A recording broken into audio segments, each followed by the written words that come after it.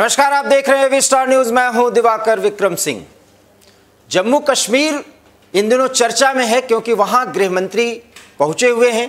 3 दिनों की यात्रा के दौरान आज दूसरे दिन उन्होंने जम्मू में एक जनसभा को संबोधित किया और उन्होंने वो सारी बातें करने की कोशिश की जिसके संदर्भ में प्रधानमंत्री, गृह मंत्री और मोदी सरकार की तरफ से कोई भी मंत्री या अधिकारी बयान दे रहा है। और वो बयान ये है कि जम्मू कश्मीर का जो विकास शुरू हुआ है वो किसी भी कीमत पर रुक नहीं सकता, चाहे इसके लिए आतंकी जितना भी प्रयास कर लें। साथ ही साथ उन्होंने सबके जानमाल की हिफाजत करने का भी एक बार फिर उसकी वचनबद्धता दोहराई उसके प्रति।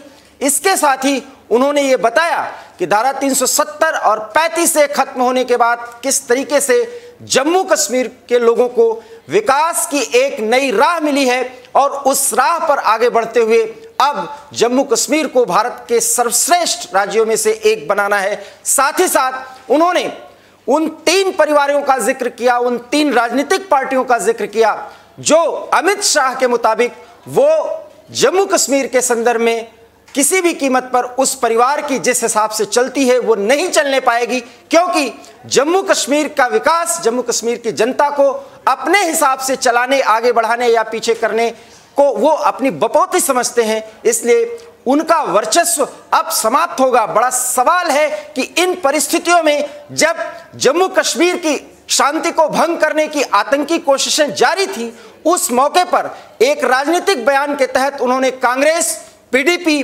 और नेशनल कॉन्फ्रेंस को किस हिसाब से और क्यों घेरने की कोशिश की। और साथ ही साथ उन्होंने ये बताया कि 370 और 35 से खत्म होने के बाद किस तरीके से वो सारी सुविधाएं राज्य के लोगों को मिलनी शुरू हुई हैं जो लगभग 70 सालों तक नहीं मिली थी और उसी कारण से जम्मू कश्मीर देश से पूरी तरह से अलग थलग था। क्या कुछ कहा अमित शाह ने, आइए हम आपको सुनवाते हैं। मित्रों, आज एक पवित्र दिन है। पंडित प्रेमनाथ जी का जन्मदिन, और हम सब जम्मू के लोग छोड़िए, पूरे भारत के लोग प्रेमनाथ डोगरा जी को कभी भुला नहीं सकते। ये वो महान शख्सियत थी जिसने प्रजा परिषद की स्थापना कर श्यामा प्रसाद जी के साथ एक देश में 2 निशान, 2 विधान, 2 प्रधान नहीं चलेंगे का नारा दिया। और आज उसी दिन पर आज हम सब लोग यहां एकत्रित आए हैं, जहां पर भी प्रेमनाथ जी की आत्मा होगी, श्यामा प्रसाद जी का आत्मा जहां पर भी होगा, ऊपर से हमारे देश के प्रधानमंत्री श्री नरेंद्र मोदी को लाख लाख अभिनंदन और आशीर्वाद। मित्रों, आज मैं जम्मू में आया हूं, सबसे पहले ये कहने आया हूं कि जम्मू वालों के साथ अन्याय का समय समाप्त हो चुका है। अब कोई आपके साथ अन्याय नहीं कर सकता। सालों तक अन्याय झेला है आप, मगर कोई अब अन्याय नहीं कर सकता। विकास दोनों का साथ में होगा, कश्मीर का भी होगा, जम्मू का भी होगा। दोनों मिलकर भारत को आगे बढ़ाने के लिए एक साथ प्रयत्न करेंगे। जो विकास का युग शुरू हो रहा है, विकास के युग में खलल पहुंचाने वाले खलल डाल रहे हैं, मगर मैं आप सबको विश्वास दिलाने आया हूं, विश्वास रखिएगा, विकास के युग में कोई खलल नहीं डाल पाएगा।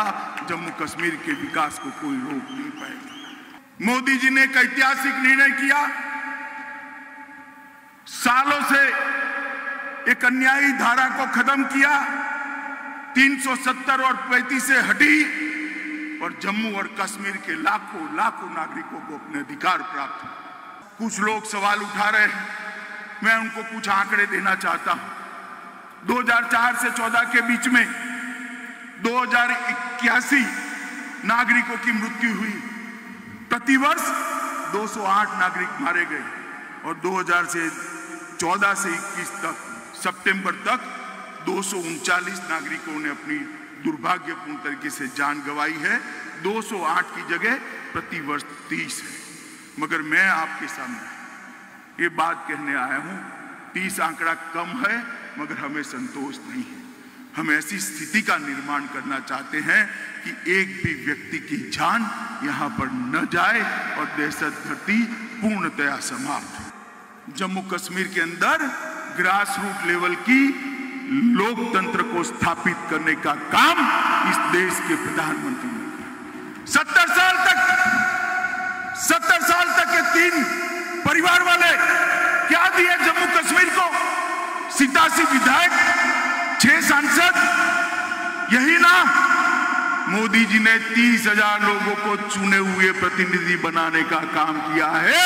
हर गांव के अंदर पंचायत बनी है, हर तहसील के अंदर तहसील पंचायत बनी है, हर जिले के अंदर जिला पंचायत बनी है। अब ये 3 परिवारों की दादागिरी नहीं चलेगी। मैं बताता हूं, मेरा पंच सरपंच भी भारत क्या सरकार का मंत्री बन सकता है, जम्मू कश्मीर का मुख्यमंत्री बन सकता है। तो इस तरह से गृह मंत्री अमित शाह ने आज जम्मू कश्मीर में वो सब कुछ बताने या कहने की कोशिश की जो वो कश्मीर में नहीं कह पाए थे अपने पहले दिन की यात्रा के दौरान। और इसका सीधा संदेश ये है कि भारतीय जनता पार्टी एक पार्टी के रूप में किस तरीके से जम्मू कश्मीर के आने वाले चुनाव में उतरेगी। साथ ही साथ उन्होंने जम्मू की जनता को ये संदेश दिया कि अब विकास तीनों स्थानों का अर्थात जम्मू, कश्मीर और लद्दाख का एक साथ होगा।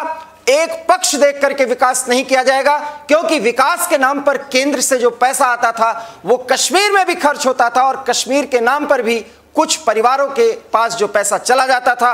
अब ऐसा नहीं हो सकता। अब विकास के लिए जो भी पैसा आएगा वो जम्मू और कश्मीर के लिए बराबर उसका खर्च किया जाएगा। और इस साथ ही साथ उन्होंने ये बताने की कोशिश की कि अब इसमें भाई भतीजावाद नहीं चलेगा। गृह मंत्री के इस बयान के मायने साफ हैं, क्योंकि जम्मू कश्मीर में चुनाव के पहले कुछ ऐसे राजनीतिक पार्टियों या नेशनलिस्ट फोर्सेस को आगे लाने की एक बड़ी कोशिश और कवायद चल रही है, जिसमें पीडीपी और नेशनल कॉन्फ्रेंस जैसे पार्टियां वो अपने एक सीमा में रह जाएं, इसका भी पूरा प्रयास हो रहा है। और साथ ही साथ भारतीय जनता पार्टी को एक कैडर के रूप में किस तरीके से घाटी सहित जम्मू में मजबूत करने की कोशिश की जा रही है, इसका भी संकेत किया। एक सरकार के एक मंत्री के तौर पर, गृह मंत्री के तौर पर गृह मंत्री ने स्पष्ट किया कि किसी की भी जान न जाए, इसके लिए अब सरकार वचनबद्ध है। लेकिन चूंकि एक राष्ट्र प्रायोजित, एक पड़ोसी के द्वारा प्रायोजित आतंकवाद से भारत जूझ रहा है, और उस चुनौती को स्वीकार करते हुए हर उस एक परिवार में जहां कोई शहीद होता है, जहां कोई मारा जाता है आतंकियों के हाथ से उनकी मौत होती है, उसके प्रति सरकार पूरी तरह से सहानुभूति रखते हुए साथ आगे बढ़ने को तैयार है। लेकिन जम्मू कश्मीर का जो विकास का रास्ता शुरू किया जा चुका है, जहां तक वो तय किया जा चुका है, उससे सरकार आगे बढ़ेगी, क्योंकि जम्मू कश्मीर को पूरी तरीके से जन्नत बनाना है। ये बात एक बार फिर गृह मंत्री ने दोहराया। साथ ही साथ हम आपको बता दें कि कश्मीर के पहले दिन की यात्रा के दौरान जिस तरह से यूनिफाइड कमांड के साथ उन्होंने मीटिंग की थी, अब यह स्पष्ट हो गया कि ऑपरेशन क्लीन और ऑपरेशन ऑल आउट का एक मिक्स स्वरूप अब आने वाला है, जो ज्यादा आक्रामक होगा आतंकियों के खिलाफ। और उसके तहत उन आतंकी तत्वों को, उनके नेटवर्क को समाप्त करने के साथ ही साथ उन आतंकवादियों की एक हिटलिस्ट बनाई जा रही है, जिनको नाम से याद करके और उनके पीछे ट्रैकिंग और ट्रेसिंग होगी और उनको खत्म किया जाएगा। इसके साथ ही साथ एक बड़ा सवाल यह होता है कि जब उन्होंने जम्मू कश्मीर पहुंचते हैं और वहां से किसी भी संबोधन में अभी उन्होंने पाकिस्तान को खुली चुनौती नहीं दी है। इसके भी मायने साफ हैं कि वो सबसे पहले घर के अंदर की जो समस्याएं हैं, उसके सामने जो हिंड्रेंस पैदा करने की ताकतें हैं, उनको वो चुनौती और संकेत देने की कोशिश कर रहे हैं कि किसी भी कीमत पर वो राष्ट्र की धारा में शामिल होते हुए एक बार फिर जम्मू कश्मीर के विकास में अपने आप को आगे लाएं, और जो देश की जनता चाहती है, जो कश्मीरी चाहता है, उसके प्रति वो आग्रही हों, उसके प्रति वो लगाव रखें और उस दिशा में आगे बढ़ें। शायद गृह मंत्री के इस संदेश देने के पीछे यही मंतव्य था। और इसके साथ ही साथ उन्होंने जम्मू के लोगों को पूरा भरोसा दिलाया कि जिस तरीके से जम्मू में भारतीय जनता पार्टी मजबूत है, उसके प्रति जो लोगों की चाहत है, जो अपेक्षाएं हैं, उसको पूरा किया जाएगा। शायद इसीलिए उन्होंने प्रेमनाथ डोगरा को याद किया, जिनके कृतित्व को याद करके आज भी जम्मू के लोग बहुत ज्यादा गौरवान्वित महसूस करते हैं। तो कुल मिला के राजनीति के साथ साथ सरकार के एक प्रतिनिधि के तौर पर, गृह मंत्री के तौर पर अमित शाह ने बहुत कुछ साधने की कोशिश की है और जम्मू के माध्यम से न सिर्फ जम्मू के लोगों को बल्कि कश्मीर और इसके साथ साथ लद्दाख के लोगों को एक बड़ा संकेत दिया, और वो ये कि आतंकी और आतंक परस्तों की अब नहीं चलने वाली है। महबूबा मुफ्ती, नेशनल कॉन्फ्रेंस के नेता फारूक अब्दुल्ला और कांग्रेस की दुधारी तलवार वाली रणनीति अब आगे नहीं बढ़ने वाली है, क्योंकि घाटी सहित पूरे जम्मू कश्मीर और लद्दाख में अब नेशनलिस्ट फोर्स पूरी तरह से प्रभावी हो चुके हैं। इसके लिए हो सकता है अभी शहादत और देनी पड़े, लेकिन विकास के रास्ते से अब जम्मू कश्मीर पीछे नहीं हट सकता। एबी स्टार न्यूज में इतना ही।